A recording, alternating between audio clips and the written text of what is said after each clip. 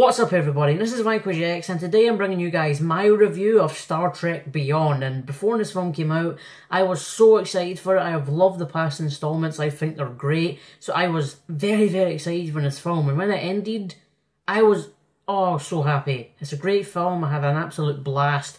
It's just really good. So the story of Star Trek Beyond is that the Enterprise is attacked unexpectedly by Karl, who's played by Idris Elba, and the crew get stranded and some get captured on this unknown planet. It's up to Kirk and the rest of the uncaptured crew to get them back and get off this planet. It's the briefest way I can give it to you guys. And this one's a lot more compact than the last ones. It's a more linear story, which isn't a bad thing. It just keeps it more held together and made it feel more like Star Trek, which has always been on a smaller scale and doesn't feel like, say, Star Wars. It feels like Star Trek, and it makes it feel like it's back to the norm, it's back to greatness, and that means great things for the rest of it. Now, of course, I'm not the biggest fan of the original series. I wasn't around when they came out. I've only seen a few episodes, so I don't know an exact feel of Star Trek, like how it should probably feel like. But bigger fans have said it feels like a longer episode of the original series. So if it did that to them, and I feel like it feels more like Star Trek, then they've done their job. It's just a very good handled story. And by far, the best part of this film for me were the character moments, a little back and forth between characters, especially Bones and Spock. Their scenes are brilliant and absolutely hilarious. I couldn't get enough of them. Bones absolutely steals the show most of the time, and it's nice to see them kind of build a relationship. Bones doesn't really like Spock, because in the way he is, you know, keep your emotions inside, don't show them, don't get emotionally compromised. And he doesn't like that, as emotions kind of keep people alive, kind of give them a reason to. And it's nice to see them take the piss, banter with each other, and just slowly build kind of the best relationship they could kind of have in the way they are. And that was really nice. And yeah, that's another thing this film gets right. The development of these characters is done perfectly, especially Kirk. This is the best Kirk performance Chris Pine has put in. He does brilliant stuff as Kirk in this movie, but this is a very different Kirk. Kirk in 2009 was more fresh-faced, full of himself, cocky, confident, and would be like, I'm going to get a ship in 3 years because you said I can do it in 4, so, you know, I'm going to break that rule because I'm Kirk, I'm awesome, that's how I am and all that. But in this one, he's more tired, run down, feeling the pressures of being in deep space. They've been in space for about 3.5 years out of their 5-year journey, and he's just feeling that, feeling the toll of not knowing when a day ends and begins, not being on the ground long enough, and just feeling, just blah feeling really. And it's nice the way they do it, because he starts off like that and slowly evolves back to his normal self, slowly gains more confidence in himself as a captain, knowing he'll get his people back, as, you know, that's his goal, and get off this planet and just continue being a leader. And it's a good way to do it, to show him evolving and just develop them way more than the last films have done, which can be said for the whole characters. And they're way more developed in this movie, and by the end, you're way more attached and feel for them and know more about them. It's just handled brilliantly, and the new addition, Jayla, is fantastic. She steals most of the scenes she's in, and I love the design of this character. The black lines on her face, the hair and the costume, it's just all cool looking, and she can kick a hell of a lot of ass, and she's just a great addition to these movies and the crew, and I hope she's in the next installment with Chris Hemsworth as Kirk's dad. I don't know how that's going to work out, but I really hope she's in that one and just continues to be in it. She's a great addition and is played brilliantly by her actress. I can't remember her name right now. But yeah, I really hope she's in more of these movies, which I do hope they continue with.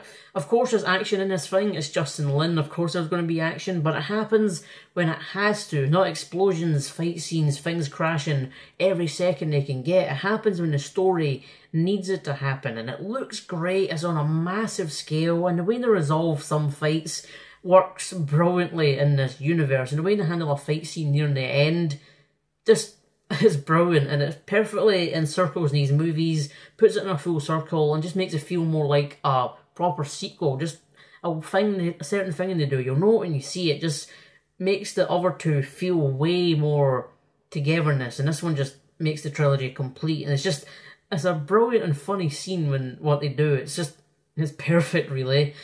The only real fault with this film is the villain. Idris Elba as Karl, who's played brilliantly by him, and if you have Idris Elba, you have to bring your all or go home, and he just didn't do that. There's not enough given to him. He doesn't do much for a lot of the film, and he's just kind of nair, being intimidating and menacing, which he is. Idris Elba's voice helps that. He is really interesting looking. I would like to know more about him, but they just didn't do that. He's kind of just nair and lackluster, which can be said for villains now in Hollywood. Hollywood has a real problem with villains now. None of them have been very memorable in the last few years. The last one I can remember and was like, wow, he was amazing. He's a villain to remember for years, is the Joker from The Dark Knight. That's the last compelling and memorable villain I can think of in the last few years of movies I've seen. Which is saddening, as the villain could sometimes be the best part of the film, and they just haven't done that for years, and they just didn't do it here. Idris Elba is great, but the character is kind of just nair. There's nothing given to him, and that's kind of the only downfall I can think of this movie. And I enjoyed it the hell out of it from the moment it began to the moment it ended, and I have to give most of that to Simon Pegg's script. Him and the other writers have done a great job of making an amazing sequel, and Simon Pegg, who's known to be a really cool and geeky guy, shows his absolute love for the series and the script. They did a brilliant job. I have to give them props for that. They writ a brilliant sequel and it feels way more like Star Trek than the other two did. They did a great job. That's about all I can say. It's written brilliantly.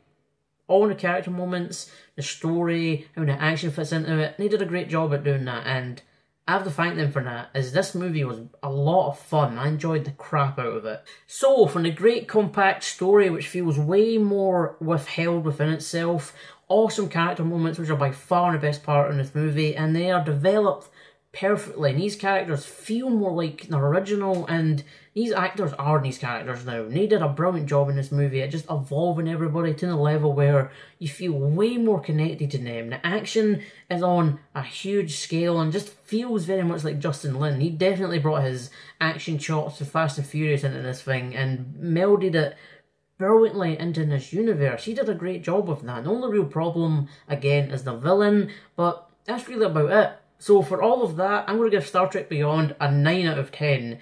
As a great follow-up, it feels way more like the sequel 2009 Star Trek should have had. That's how good it is.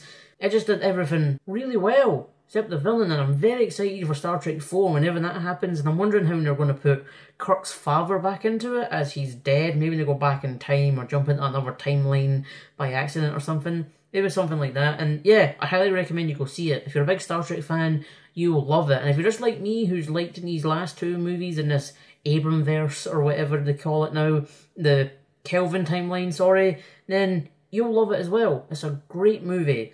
So I'm going to finish the video here, guys. If you like the video, rock out on that like button. Leave a comment down below and tell me your thoughts on Star Trek Beyond if you have seen it, what you think they did right and did wrong, if you're excited for the fourth one whenever that happens. Also, don't forget to subscribe, as it does really help me out, guys. So thank you guys so much for watching, and stay tuned for the next video.